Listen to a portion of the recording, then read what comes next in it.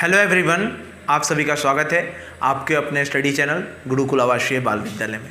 आज हम लोग ओजोन लेयर के बारे में पढ़ने वाले हैं।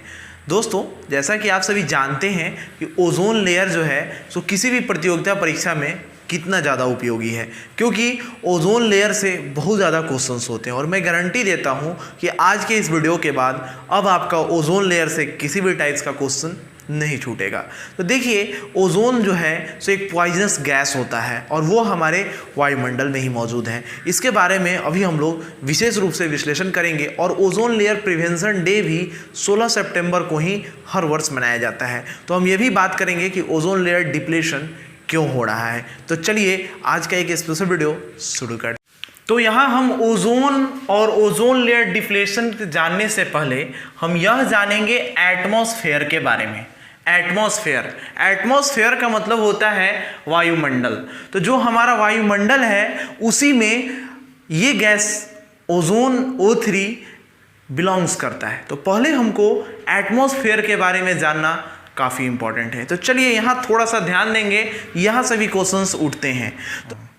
चलिए, तो यहाँ जो है सो हम एटमॉस्फेयर का जो सबसे फर्स्ट लेयर होता है वो होता है troposphere. We live this part of the atmosphere and nearly all weathers happens here. कहने का अर्थ है कि जो सबसे हमारे करीब जो होता है, अगर हम यहाँ पर हम हैं और हमारे सबसे जो करीब होता है पार्ट एटमॉस्फेयर का वो ट्रोपोस्फेयर होता है। और जितने भी वेदर्स हैं यानी कि जितने भी मौसम हैं वे सभी ट्रोपोस्फेयर में ही होते हैं और इसका रेंज 10 किलोमीटर का होता है। अब बात यह है कि ओजोन लेयर कहाँ होता है। तो ओजोन लेयर जो होता है वो स्ट्रेटोस्फेयर में मौजूद होता है जिसका रेंज 50 किलोमीटर तक का होता है। यहां पर ओजोन लेयर स्ट्रेटोस्फेयर में ओजोन लेयर मौजूद होता है। एक बात मैं आपको बता दूं कि जो यह ओजोन है O3 यह एक पॉइजनस गैस है। O3 जो है सो एक पॉइजनस गैस है। अगर ये जो है सो यहां न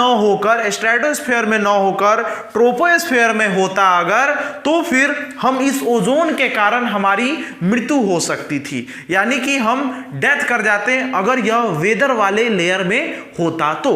लेकिन यह उस लेयर में मौजूद नहीं होता है, यह होता है स्ट्रेटोस्फेयर में मौजूद। इसको आप लोग ध्यान रखेंगे, कॉम्पिटिटिव एग्जाम्स में ये क्वेश्चंस काफी आते हैं। इससे जो ऊपर का जो लेयर होता है वो मेसोस्फेयर होता है और इससे ऊपर थर्मोस्फेयर होता है।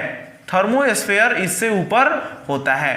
चलिए, और इससे जो सबसे है इसका रेंज भी 500 किलोमीटर का होता है। इससे ऊपर एक्सोस्फेयर जो है सो होते हैं।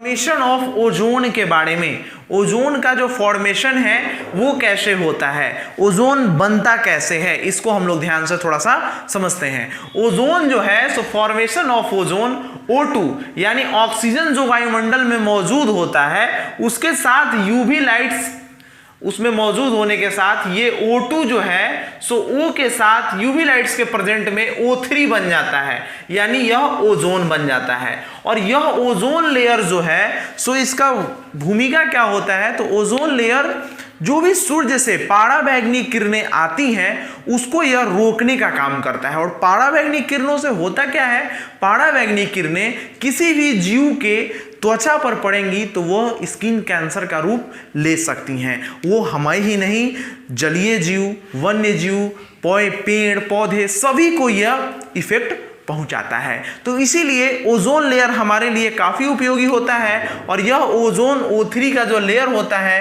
वो पराबैंगनी किरणों को क्या करता है, रोकने का काम करता है। अब जो है सो इसका जो थिकनेस हम लोग मेजर करते हैं कि ओजोन लेयर का थिकनेस क्या है, कितनी इसका थिकनेस है, तो इसको मापने का जो यूनिट होता है वो डॉप्सन यूनिट होता है। डॉप्सन यूनिट के जरिए हम इसके थिकनेस को माप सकते हैं। अब इसका जो लेयर है इसका डिप्लेशन हो रहा है, यानी कि इसका क्षरण हो रहा है, यह धीरे धीरे छेद होते जा रहा है, ऐसा माना जा रहा है। तो यह इसका कारण है CFC गैस। CFC इसका फुल फॉर्म होता है क्लोरोफ्लोरोकार्बन। क्लोरोफ्लोरोकार्बन से क्या हो रहा है कि क्लोरोफ्लोरोकार्बन हल्का होता है, हल्का होने के कारण वह उड़कर वायुमंडल में चला जाता है और वहां जाने के बाद यह O3 से O3 के साथ मिलता है जब CFC क्लोरोफ्लोरोकार्बन, इससे मिलने के बाद यह क्या करता है कि एक मॉलिक्यूल्स को खत्म कर देता है और यह बन जाता है O2। O3 कन्वर्ट कर जाता है O2 में और O2 में जैसे ही वो कन्वर्ट करता है वो चला आता है वायुमंडल में। भाई हम तो ऑक्सीजन है, O3 के साथ नहीं रह सकते हैं, O3 तो ओजोन है, तो वहां से वो चला आता है वायुमंडल में और यहां से उसका क्षरण हो जाता है, खत्म हो जाता है, यहां उसका मॉलिक्यूल्स कम हो जाता है O3 का। तो इस तरह से क्षरण हो रहा है CFC के कारण। और CFC होते कहां से है, कहां से यह निकल रहा है, इसको हम जानते हैं। जो रेफ्रिजरेटर हम लोग यूज करते हैं, AC यूज करते हैं, तो उसमें एक गैस भरी जाती है और वही गैस का नाम है क्लोरोफ्लोरोकार्बन और वही हमारे ओजोन लेयर के क्षरण का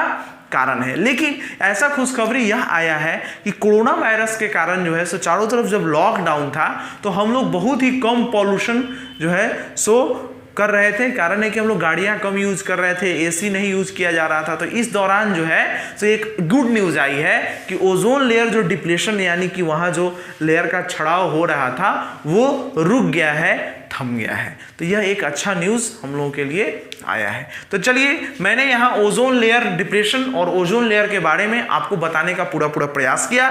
यदि आपको यह वीडियो अच्छा लगा तो एक बार लाइक कीजिए, दोस्तों को शेयर कीजिए, चैनल पर नया है तो एक बार सब्सक्राइब कीजिए। धन्यवाद, आपका दिन शुभ हो।